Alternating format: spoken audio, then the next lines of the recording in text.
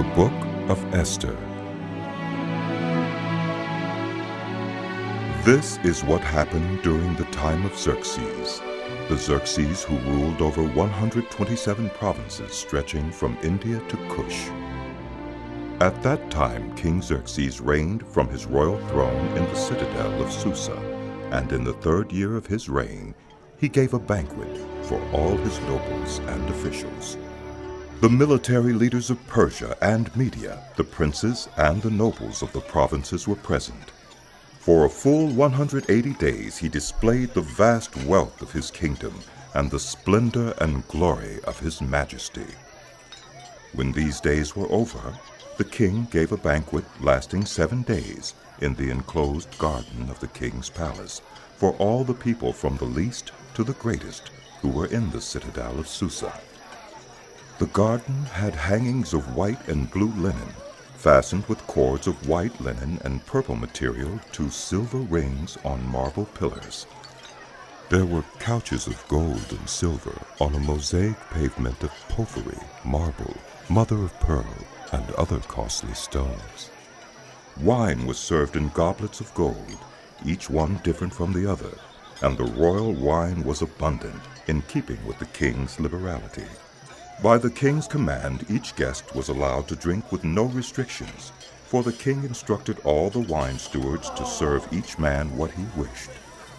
Queen Vashti also gave a banquet for the women in the royal palace of King Xerxes. On the 7th day, when King Xerxes was in high spirits from wine, he commanded the 7 eunuchs who served him, Mehuman, Biztha, Harbona, Bigtha, Abagtha, Zethar, and Carcass, to bring before him Queen Vashti, wearing her royal crown, in order to display her beauty to the people and nobles, for she was lovely to look at. But when the attendants delivered the king's command, Queen Vashti refused to come. Then the king became furious and burned with anger. Since it was customary for the king to consult experts in matters of law and justice, he spoke with the wise men who understood the times and were closest to the king: Karshina, Shethar, Admatha, Tarshish, Meres, Marsina, and Memucan, the 7 nobles of Persia and Media who had special access to the king and were highest in the kingdom. According to law, what must be done to Queen Vashti? He asked. She has not obeyed the command of King Xerxes that the eunuchs have taken to her. Then Memucan replied in the presence of the king and the nobles. Queen Vashti has done wrong, not only against the king, but also against all the nobles and the peoples of all the provinces of King Xerxes. For the queen's conduct will become known to all the women, and so they will despise their husbands and say, King Xerxes commanded Queen Vashti to be brought before him, but she would not come. This very day, Persian and Median women of the nobility who have heard about the queen's conduct will respond to all the king's nobles in the same way. There will be no end of disrespect in this court. Therefore, if it pleases the king, let him issue a royal decree, and let it be written in the laws of Persia and Media, which cannot be repealed, that Vashti is never again to enter the presence of King Xerxes. Also, let the king give her royal position to someone else who is better than she. Then when the king's edict is proclaimed throughout all his vast realm, all the women will respect their husbands, from the least to the greatest. The king and his nobles were pleased with this advice, so the king did as Memucan proposed. He sent dispatches to all parts of the kingdom, to each province in its own script, and to each people in their own language, proclaiming that every man should be ruler over his own household, using his native tongue. Later, when King Xerxes' fury had subsided, he remembered Vashti and what she had done and what he had decreed about her. Then the king's personal attendants proposed. Let a search be made for beautiful young virgins for the king. Let the king appoint commissioners in every province of his realm to bring all these beautiful young women into the harem at the citadel of Susa. Let them be placed under the care of Hegai, the king's eunuch, who is in charge of the women. And let beauty treatments be given to them. Then let the young woman who pleases the king be queen, instead of Vashti. This advice appealed to the king, and he followed it. Now there was in the citadel of Susa a Jew of the tribe of Benjamin, named Mordecai, son of Jair, the son of Shimei, the son of Kish, who had been carried into exile from Jerusalem by Nebuchadnezzar, king of Babylon, among those taken captive with Jehoiachin, king of Judah. Mordecai had a cousin named Hadassah, whom he had brought up because she had neither father nor mother. This young woman, who was also known as Esther, had a lovely figure and was beautiful. Mordecai had taken her as his own daughter when her father and mother died. When the king's order and edict had been proclaimed, many young women were brought to the citadel of Susa and put under the care of Hegai. Esther also was taken to the king's palace and entrusted to Hegai, who had charge of the harem. She pleased him and won his favor.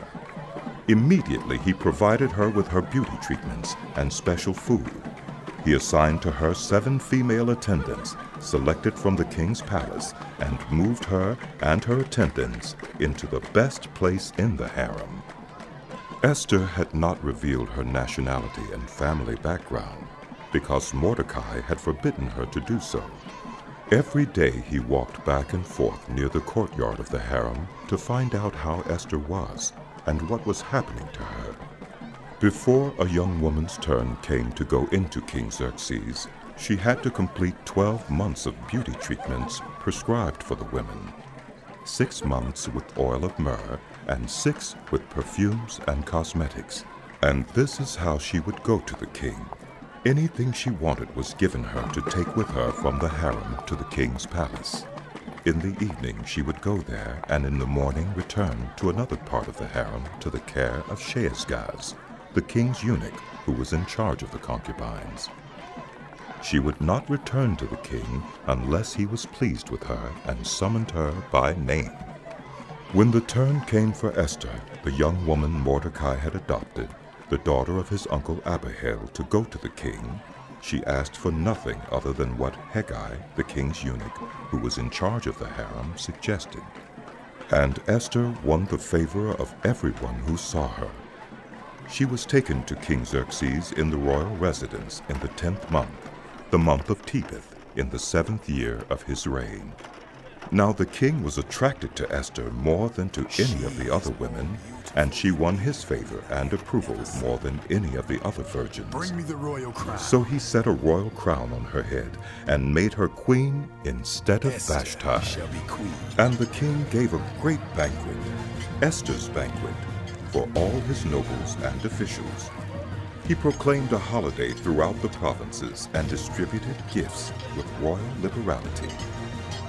When the virgins were assembled a second time, Mordecai was sitting at the king's gate, but Esther had kept secret her family background and nationality, just as Mordecai had told her to do, for she continued to follow Mordecai's instructions as she had done when he was bringing her up. During the time Mordecai was sitting at the king's gate, Bigthana and Teresh, 2 of the king's officers who guarded the doorway, became angry and conspired to assassinate King Xerxes. But Mordecai found out about the plot and told Queen Esther, who in turn reported it to the king, giving credit to Mordecai. And when the report was investigated and found to be true, the 2 officials were impaled on poles. All this was recorded in the book of the annals in the presence of the king. After these events, King Xerxes honored Haman, son of Hammedatha, the Agagite, elevating him and giving him a seat of honor higher than that of all the other nobles. All the royal officials at the king's gate knelt down and paid honor to Haman, for the king had commanded this concerning him. But Mordecai would not kneel down or pay him honor. Then the royal officials at the king's gate asked Mordecai. Why do you disobey the king's command? Day after day they spoke to him, but he refused to comply. Therefore they told Haman about it to see whether Mordecai's behavior would be tolerated, for he had told them he was a Jew. When Haman saw that Mordecai would not kneel down or pay him honor, he was enraged. Yet having learned who Mordecai's people were, he scorned the idea of killing only Mordecai. Instead, Haman looked for a way to destroy all Mordecai's people, the Jews, throughout the whole kingdom of Xerxes. In the 12th year of King Xerxes, in the first month, the month of Nisan, the pur, that is, the lot, was cast in the presence of Haman to select a day and month, and the lot fell on the 12th month, the month of Adar. Then Haman said to King Xerxes, There is a certain people dispersed among the peoples in all the provinces of your kingdom who keep themselves separate. Their customs are different from those of all other people, and they do not obey the king's laws. It is not in the king's best interest to tolerate them. If it pleases the king, let a decree be issued to destroy them. And I will give 10,000 talents of silver to the king's administrators for the royal treasury. So the king took his signet ring from his finger and gave it to Haman, son of Hammedatha, the Agagite, the enemy of the Jews. Keep the money, My lord. and do with the people as you please. Then, on the 13th day of the first month, the royal secretaries were summoned. They wrote out in the script of each province and in the language of each people all Haman's orders to the king's satraps, the governors of the various provinces, and the nobles of the various peoples. These were written in the name of King Xerxes himself and sealed with his own ring. Dispatches were sent by couriers to all the king's provinces with the order to destroy, kill, and annihilate all the Jews, young and old, women and children, on a single day, the 13th day of the 12th month, the month of Adar, and to plunder their goods.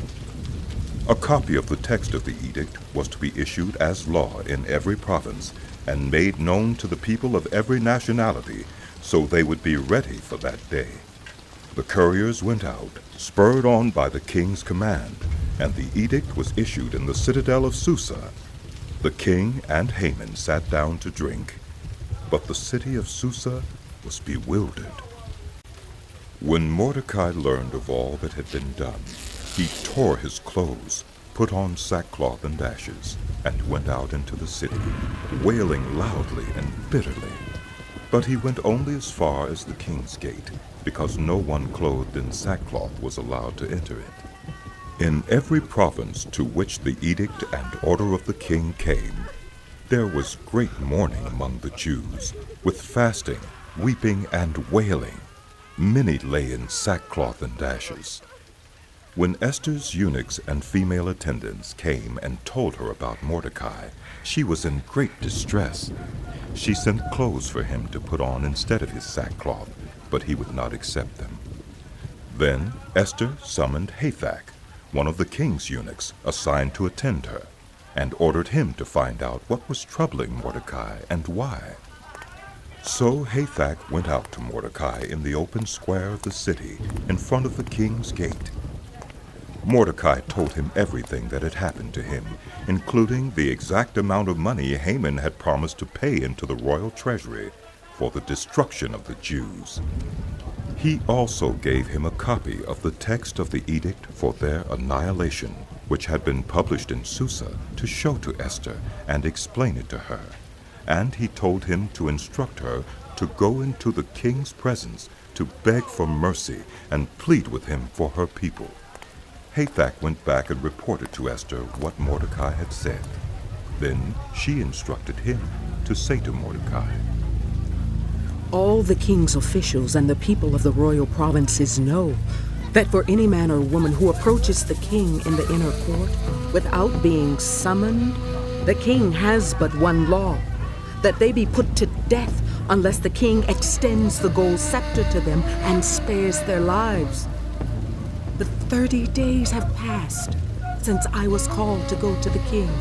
When Esther's words were reported to Mordecai, he sent back this answer. Do not think that because you are in the king's house, you alone of all the Jews will escape. For if you remain silent at this time, relief and deliverance for the Jews will arise from another place. But you and your father's family will perish. And who knows but that you have come to royal position for such a time as this. Then Esther sent this reply to Mordecai. Go, gather together all the Jews who are in Susa, and fast for me. Do not eat or drink for 3 days, night or day. I and my attendants will fast as you do. When this is done, I will go to the king, even though it is against the law. And if I perish, I perish. So Mordecai went away and carried out all of Esther's instructions. On the 3rd day, Esther put on her royal robes and stood in the inner court of the palace in front of the king's hall. The king was sitting on his royal throne in the hall, facing the entrance. When he saw Queen Esther standing in the court, he was pleased with her and held out to her the gold scepter that was in his hand. So Esther approached and touched the tip of the scepter. Then the king asked, "What is it, Queen Esther? What is your request? Even up to half the kingdom, it will be given you." If it pleases the king, replied Esther. let the king, together with Haman, come today to a banquet I have prepared for him. Bring Haman at once, The king said. so that we may do what Esther asks. So the king and Haman went to the banquet Esther had prepared. Haman, Esther has outdone us. She has indeed. As they were drinking wine, the king again asked Esther. Now, what is your petition? It will be given you. And what is your request? Even up to half the kingdom, it will be granted. Esther replied, My petition and my request is this. If the king regards me with favor, and if it pleases the king to grant my petition and fulfill my request, let the king and Haman come tomorrow to the banquet I will prepare for them. Then I will answer the king's question. Haman went out that day happy and in high spirits. But when he saw Mordecai at the king's gate and observed that he neither rose nor showed fear in his presence, he was filled with rage against Mordecai. Nevertheless, Haman restrained himself and went home. Zeresh, Calling together his friends and Zeresh his wife, Haman boasted to them about his vast wealth, his many sons, and all the ways the king had honored him, and how he had elevated him above the other nobles and officials. in front of everyone. And that's not all. I'm the only person Queen Esther invited to accompany the king to the banquet she gave. And she has invited me along with the king tomorrow. But all this gives me no satisfaction as long as I see that Jew, Mordecai, sitting at the king's gate. His wife Zeresh and all his friends said to him, Have a pole set up, reaching to a height of 50 cubits, and ask the king in the morning to have Mordecai impaled on it.